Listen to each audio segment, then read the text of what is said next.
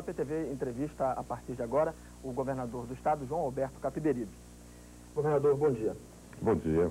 Governador, o senhor completa este ano 7 anos governando o estado. Qual o senhor classificaria como o grande acerto da sua administração e qual, na sua opinião, foi a falha que poderia ser corrigida ou o assunto que poderia ser melhor trabalhado? Olha, o grande acerto é trabalhar com programa. Você tem um programa que define políticas para todas as áreas da educação. E nessa área da educação, nós universalizamos a educação. Ou seja, todas as crianças de 7 a 14 anos estão na escola e todos aqueles que necessitam do ensino médio também estão na escola. E ampliamos para 25 mil as vagas de educação de jovens e adultos e agora lançamos a campanha Saber Mais, Viver Melhor, para erradicar o analfabetismo. Nós somos o estado com o menor índice de analfabetismo do norte e do nordeste. Só que nós não queremos parar por aí, nós queremos ser o estado sem analfabetos. Então, na área de saúde, na área de infraestrutura, nós criamos um programa e implantamos esse programa. Olha, eu diria que na área das dificuldades, dos obstáculos, nós tivemos uma grande dificuldade na relação institucional. Assembleia Legislativa, Judiciário, sempre foi muito difícil essa relação. E é evidente que o projeto nosso, ele é um projeto muito avançado, né? Nós estamos trabalhando com teses, algumas delas muito futuristas, e exige mudanças que certamente esbarram em alguns obstáculos de institucionais e que nós tivemos, então, que enfrentar esses obstáculos. Eu acho que o sucesso do programa está garantido por esses dados que eu estou colocando, dados econômicos, que nos colocam como o segundo estado que mais cresceu na Amazônia. Isso já é do IBGE, até porque há sempre uma divergência com esses dados, mas eu acho que esses são os pontos fundamentais. Implantar um programa desse aí é uma decisão política muito importante. Governador, nós temos uma participação pelo telefone, gostaríamos de ouvir o telespectador. Quem fala, por favor? Arimateia. Arimateia, pode fazer sua pergunta. Gostaria de perguntar para o governador João Alberto Capiberibe se quando acabar o mandato dele, a Reserva de Desenvolvimento Sustentável do Rio Iratapuru, criada no governo dele, se quando ele sair do governo ainda irá continuar o trabalho de preservar o meio ambiente. Olha, essa é uma questão da sociedade, não é? Porque as pessoas imaginam que o político toma todas as decisões. É verdade, mas depois de eleito. Quem elege é a sociedade. Então, o Programa de Desenvolvimento Sustentável do Amapá, que se enraizou aqui, é um programa que as pessoas discutem sustentabilidade em todos os lugares, lugar de trabalho, chegou no boteco.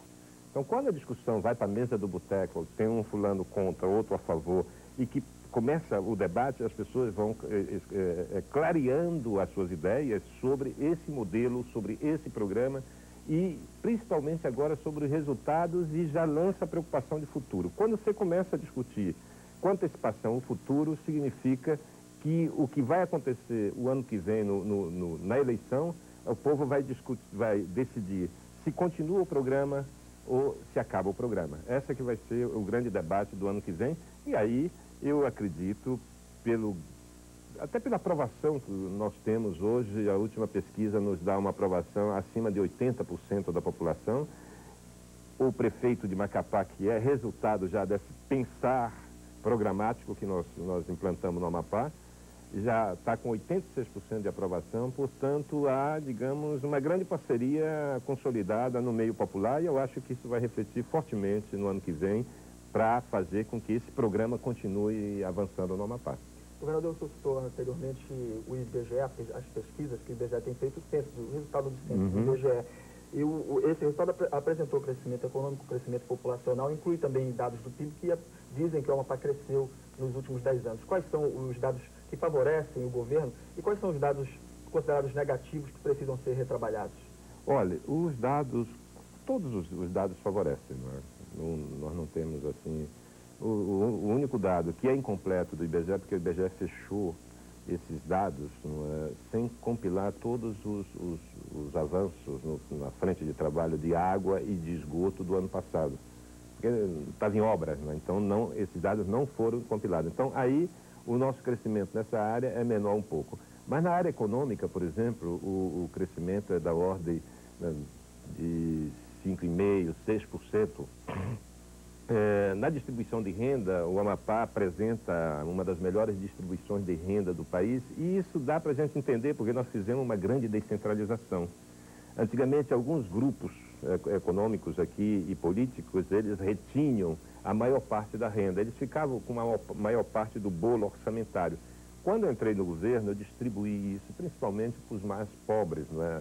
Então, hoje são quase 10 mil, um pouco mais de 10 mil famílias, se contar com a Bolsa Trabalho, que recebem entre 1,5 salário mínimo todo mês. A gente paga por mês R$ 1.100.000 por mês.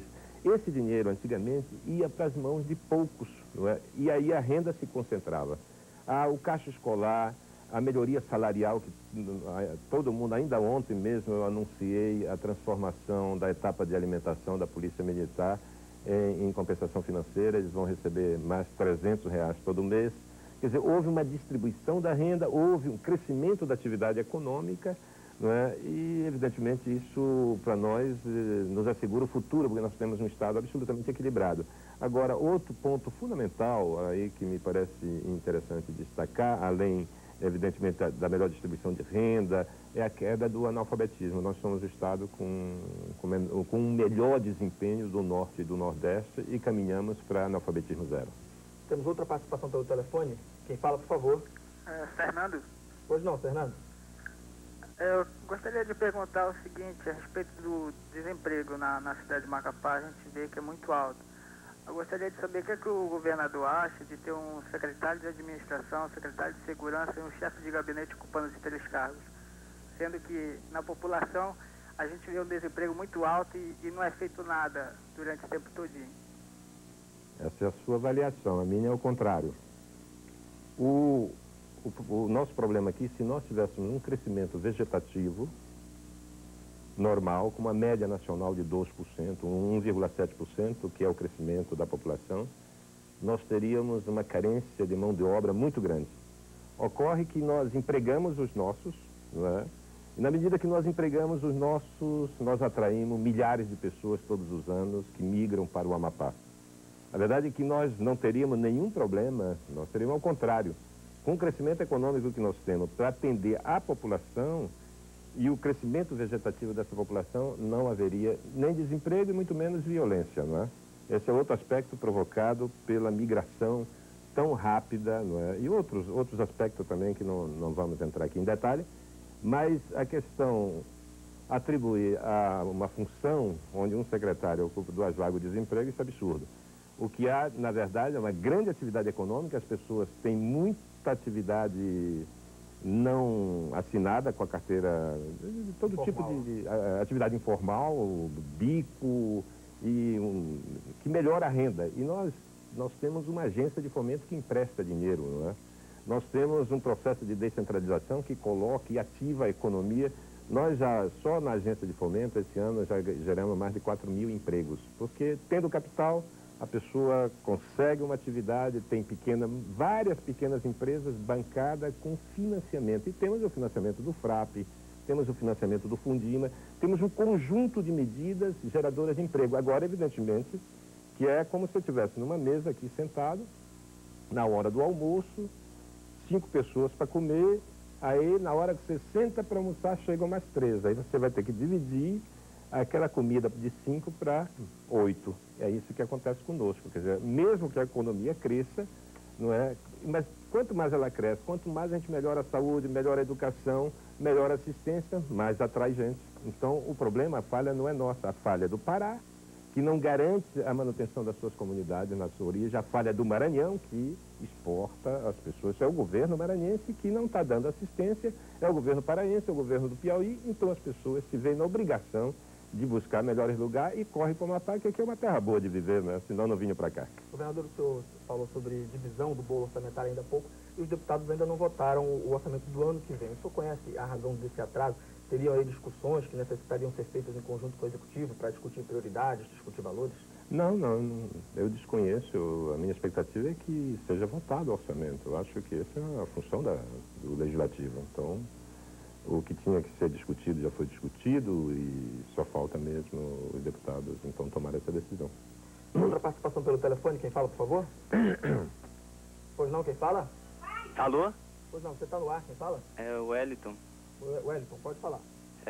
Senhor governador, sobre essa questão de elite que o senhor tanto adota, que o seu governo ele não é voltado para uma elite, eu queria saber o que o senhor acha a respeito de tantas coisas que falam mal do senhor aí, e muitas das vezes são verdade, e eu queria saber qual a sua opinião sobre isso.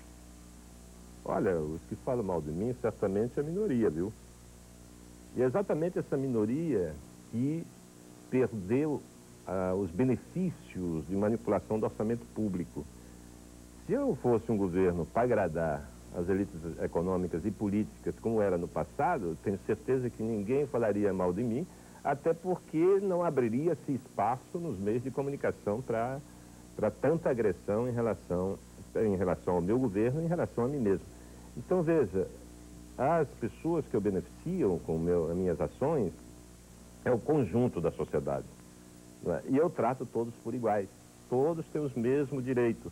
Agora, na residência oficial, nós recebemos empresários, recebemos as mães da Bolsa Escola, recebemos todas as manifestações religiosas, o candomblé, a Umbanda, os evangélicos, católicos, os negros, os índios, enfim. Nós tratamos todos por iguais. E tem um setor dessa nossa sociedade, e você deve saber disso, que pelo fato de ser endinheirados, eles acham que só eles têm que ter, né, reconhecimento e direitos. Eu não considero dessa forma. Para mim o direito é generalizado. Deus nos fez iguais.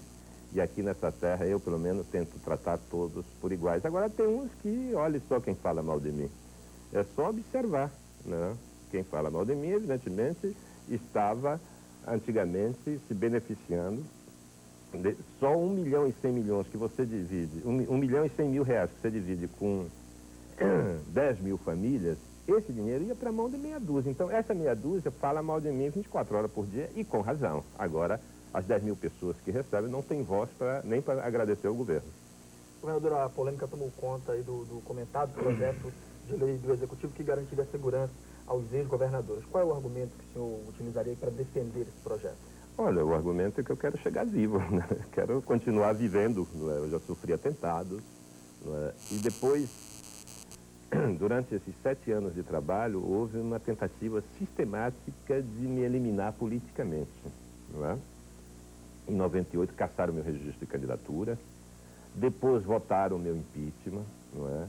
E há todo tipo de armação, entende, para impedir a governabilidade. Não conseguiram, não é? Nós tivemos sucesso em 98, eu fui reeleito governador, sucesso em 2000, elegemos o prefeito da capital e mais 6 ou 7 prefeitos, não é? Então, qual é a possibilidade? Como afastar o capi, a minha pessoa, do meio do caminho? Só tem uma maneira, me eliminando fisicamente. Você poderia contar bem rapidamente algum atentado desse que o senhor Eu recebi um tiro em 93, logo depois que eu saí da prefeitura. Eu ia viajando na BR-156 e de lá para cá vinha uma picape e eu recebi um tiro cara a cara. Eu acho que o sujeito errou em função do cálculo de velocidade.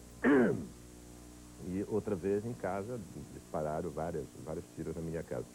Então veja, eu não quero ser um cadáver ilustre, não é isso. Eu quero segurança. E o Estado tem que garantir, porque eu mexi com interesses aqui. Eu fui buscar a CPI do narcotráfico, eu acabei com a corrupção generalizada que existia nesse Estado.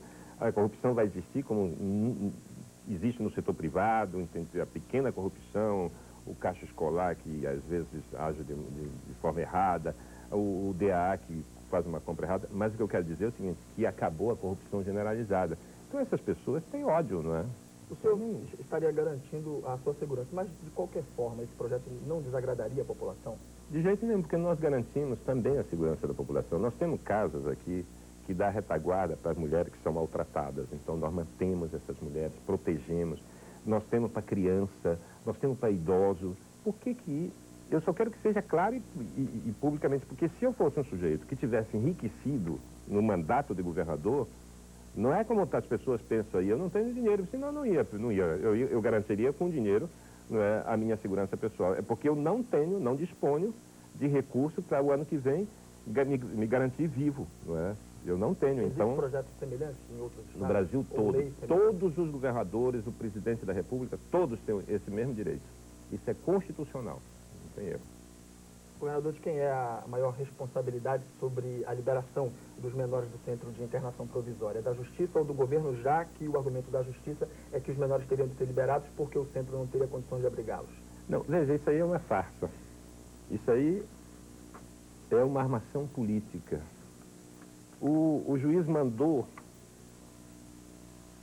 3 comissários de menor, que não existe mais no Estatuto da Criança e do Adolescente, fazer um relatório, pessoas que nem o 2º grau completo têm, sobre a rede da FCRIA de atendimento à criança e ao adolescente. O relatório é absurdo. Aí, a partir desse relatório, o promotor denuncia sem nunca ter ido lá verificar se aquele relatório... Então, em cima do relatório fajuta, eles tomam uma decisão. A responsabilidade é do juiz. O preso é de justiça e cabe ao juiz prender e soltar. E a responsabilidade por tudo que ocorrer é do juiz. A verdade é o seguinte, tem um relatório desses 3 comissários de menor que não existe mais, tem um relatório da Fundação Getúlio Vargas que premiou a FCRIA e tem um relatório do Unicef. Então, o juiz não... Eles estão absolutamente indignados porque a Unicef premiou, a Fundação Getúlio Vargas premiou a FCRIA. Mas é um trabalho, assim, que merece respeito e a decisão do juiz é simplesmente absurda. Colocar homicidas, latrocidas, porque são crianças homicidas que ele está libertando e colocando na rua. Governador, a gente está encerrando, mas queria deixar uma última pergunta para o senhor responder. Eu sei que vai ser breve a sua resposta. O senhor deixa o governo em abril para se candidatar ao Senado? Olha, essa é uma decisão do partido, não é? E eu pretendo ter uma experiência de senador. Eu nunca fui senador, nunca fui deputado, e eu gostaria imensamente de ter essa oportunidade de representar o Amapá no Senado. Né? Mas, acima de tudo, eu quero continuar o programa de desenvolvimento sustentável com uma candidatura unitária do nosso partido, do PT, do PSDB, do PSB, do PCdoB, do PV. Governador, muito obrigado pela sua presença no nosso programa hoje. Obrigado a você. O APTV volta na segunda-feira. Amanhã você vai assistir ao documento da Amazônia sobre o mercado negro da fauna amapaense.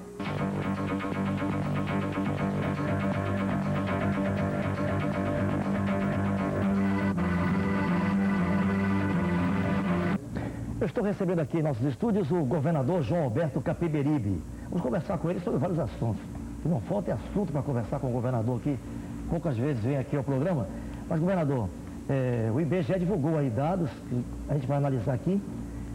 A população do estado praticamente dobrou nesses últimos 10 anos.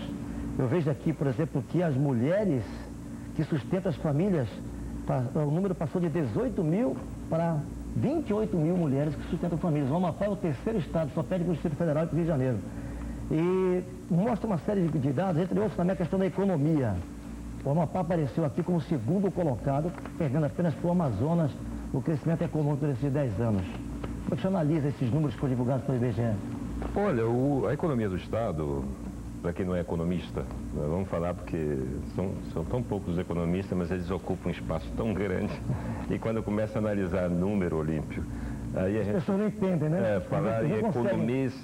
Mas o crescimento do PIB, por exemplo, para mim não é um grande medidor. Mas nesse aí nós crescemos, o que significa que nós tivemos um crescimento sustentado da economia todos os anos. Não é? Mas a gente pode, para o cidadão que não está muito inteirado dessas questões da economia, das estatísticas, dos dados, vamos analisar o seguinte. Quando você passa na rua de Macapá, tem construção para todo lado. Né? As pessoas têm um monte de tijolo na sua porta, um montinho de areia, estão melhorando as suas casas. E em 94, para você ter uma segurança do que eu estou falando, sobre o crescimento da economia, em 94 nós tínhamos um voo por dia ligando com Belém, que era a Varig, que a VASP tinha quebrado naquela época, tinha fechado esse voo para cá. Hoje nós temos, acho, 10 ou 12 voos para Belém, o que mostra que saiu de 1 para 10. Sim. Nós tínhamos um navio por semana, que era um navio do governo, hoje tem 2, 3 por dia. Então é o triplo, tudo quadruplicou. A gente não tinha lojas em Macapá. Shop center, hoje nós temos dois shop centers, tem mais 2 em construção, não é? Então, houve, assim, uma expansão muito grande da economia, e isso é inegável. E uma das questões que fez a economia crescer, quando eu analiso, não é, foi o aumento do poder de consumo da população. Então, a população, nós fizemos uma grande distribuição de renda com o orçamento do governo, e aqui, desse PIB, de toda a riqueza produzida durante o ano, o Estado entra com 36%. Não é? Então, esses 33% que a gente distribuiu com justiça para a maioria do nosso povo. O 64 seria, então, da própria economia. Agora, governador, considerando que a população do Estado, o crescimento demográfico foi muito grande, foi mais que a média nacional, o Estado cresceu mais de 5% ao ano, e essa riqueza, quer dizer, o crescimento econômico acaba nem aparecendo muito, porque, na verdade, em economia, como o senhor fala, você pega o PIB, quer dizer, tudo que se produz, né, desde serviços produzidos dentro do Estado, dividido pela população, vai dar renda per capita. Quer dizer, a renda per capita acaba sendo baixa por causa das demandas que cresceram nesse período em função do crescimento populacional. Não é verdade? Então, quer dizer, na verdade, claro, a população, aí que está um dado importante, é que nesse período a população cresceu enormemente, então nós tivemos mais gente para dividir. Exatamente, as demandas aumentaram também. Exatamente. Né? É como se você estivesse numa mesa, almoçando com a sua família, de 3 filhos, aí de repente chegasse mais 3 pessoas para almoçar. Então aquela comida ali tinha que ser dividida por 8. É o que aconteceu conosco, mas mesmo assim, nós estamos, né, nós somos o 14º estado, não é, em renda per capita. Mas o fundamental é isso que eu tenho aqui, ó. Essa distribuição da renda que os nossos economistas chamam de coeficiente de Gini, não é? A distribuição da renda pela população. Então, em 91, nós tínhamos o 0,68, 0,5 e caiu em 99 para 0,4. Quanto mais próximo de zero, melhor. Ou seja, melhor distribuição da renda. Então, de 91 para 99, nós melhoramos a distribuição da renda, e isso gerou consumo. Gerou consumo, gerou atividade econômica, e o Estado passou a crescer nesses patamares aí, que eu me orgulho muito, porque eu tenho certeza que eu dei uma contribuição nisso. A média nacional, quanto é que foi aí, governador? Dá para ver isso? Do coeficiente de Gini, da distribuição de renda, a do Brasil está em 0,56. A do Amapá em 0,48. Uma diferença grande. Não, uma diferença grande de distribuição de renda. Ah, é 0,56, é isso? É 0,56. Quanto mais próximo de zero, melhor a distribuição da renda. Então a nossa está mais próximo de zero e a renda está melhor distribuída. E você vê que de 91 para 99 a renda melhorou a distribuição. Porque antigamente concentrava a renda nas mãos de poucas famílias aqui, não é? Todo mundo lembra de um tempo em que as pessoas enriqueciam rapidinho. Não sei por que milagre. Não, fazia, de repente, Henrique, parece aquele deputado da CPI do orçamento, lembra dele, do João Alves? João Alves. O João Alves acertava na loteria. Mas aqui não, aqui era outro negócio, mas ninguém vai falar disso porque é Natal. Governador, vamos passar aqui para outros dados para a gente discutir algumas coisas. Olha, ontem o juiz substituto da Infância e da Juventude, o juiz Paulo Madeira, mandou liberar os internos da Central de Internação Provisória, alegando que as instalações não estavam adequadas, que estavam precárias e que aqueles menores infratores não poderiam permanecer lá. Como é que vai ser? O Estado vai se posicionar como em relação a essa questão? O preso é de justiça. É o juiz que prende. Mas a instituição do Estado. É o juiz que solta, não. Nós nós custodiamos o preso. E o juiz manda soltar, o preso será solto. Agora, que é um absurdo, aí não tenha dúvida. E que é uma armação política. Por quê, governador? Porque o juiz da infância e da adolescência, ele é contra o meu governo. E ele acha que agindo dessa forma, ele vai me prejudicar, ele vai me desgastar politicamente. E não é verdade. O preso é de justiça. Se ele manda soltar, será solto. Se ele manda prender, será preso. Agora, o que ele fez, ele mandou 3 pessoas fazerem um diagnóstico lá do Centro de Internamento Provisório. E veja, o trabalho da FCRIA é um trabalho premiado. E é um trabalho acompanhado e monitorado por uma instituição da maior credibilidade, que é a Unicef. Aí o juiz vai numa audiência e diz que isso tudo é uma farsa, que o Unicef é uma farsa, que o meu governo é uma farsa, e toma uma decisão dessa altamente prejudicial à sociedade. Você sabe quem é que ele está se liberando hoje, colocando em liberdade? São homicidas, são adolescentes que cometeram homicídio, que são acusados de homicídio, são adolescentes que são acusados de latrocínio, são adolescentes que são acusados de estupro, e ele toma uma decisão dessa achando que vai prejudicar o governo, ele está prejudicando a sociedade. Isso é absurdo, não tem outra qualificação. Até porque o diagnóstico foi feito por pessoas despreparadas, inclusive por comissário de menor. Isso não existe no Estatuto da Criança e Adolescente. Ele pega 3 pessoas sem, não tem nem nível médio, as pessoas que foram lá. Agora imagine um relatório feito por um grupo de pessoas que não entende absolutamente nada do trato com adolescentes infratores, comparado com o relatório de uma Unicef, comparado com o relatório de uma Fundação Getúlio Vargas. Então, o juiz, eu acho que a essas alturas ele exagerou, não é, tomando essa decisão que só prejudica a sociedade. O governador, há umas semanas esteve aqui comigo o secretário da Segurança Pública, Sérgio Andréa, e nós conversamos com ele sobre a questão da segurança. E, àquela altura, ele comentou que havia um plano dentro do governo, do Estado, junto com... Porque o Amapá também está incluído no Plano Nacional de Segurança Pública. Exatamente. O Estado receberia em torno de 5 milhões de reais para investimento na segurança pública. Esse plano começa a ser implementado a partir de quando? Olha, nós já estamos há muito tempo com um plano de segurança pública. Ocorre que nós temos um crescimento populacional e isso tem um preço, não é? Assim como nós recebemos gente muito trabalhadora, muito correta, vem também muito bandido, não é? Então, nós estamos estruturando toda a nossa polícia, treinando, capacitando, equipando. Esse recurso vai, evidentemente, dar uma ajuda, uma grande contribuição. Agora, tem questões que, imagina uma situação como essa, onde a gente prende o bandido, né, coloca na prisão e o juiz manda soltar. Quer dizer, isso dificulta enormemente, mas dificulta mesmo. Porque tem casos aqui que não se explica por que foram colocados em liberdade, não é? Então, não basta só a polícia prender.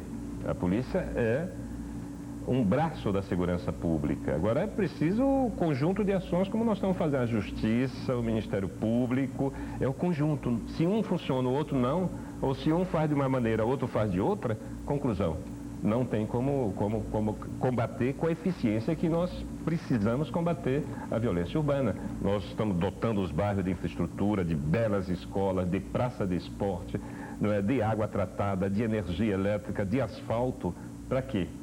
Iluminação pública, exatamente para poder facilitar o controle da cidade, o controle urbano. Governador, vamos lá, já temos alguns assuntos. Eu gostaria porque eu não quero deixar de falar de política. Conversar com um político aqui sem falar de política não dá. Política, não, mas nós estamos falando só de política. Não, exato, mas assim, especificamente... Política de segurança pública, né? Não, sucessão estadual que eu quero falar daqui a pouco. Ah, sim. Governador, deixa eu falar. A juíza Alaide Lobo, ela concedeu uma liminar suspendendo o concurso para procurador do Estado e para defensores públicos, porque diz ela que a emenda constitucional número 25 é inconstitucional, mas que foi promulgada pela Assembleia Legislativa e que a comissão deve tomar outras medidas para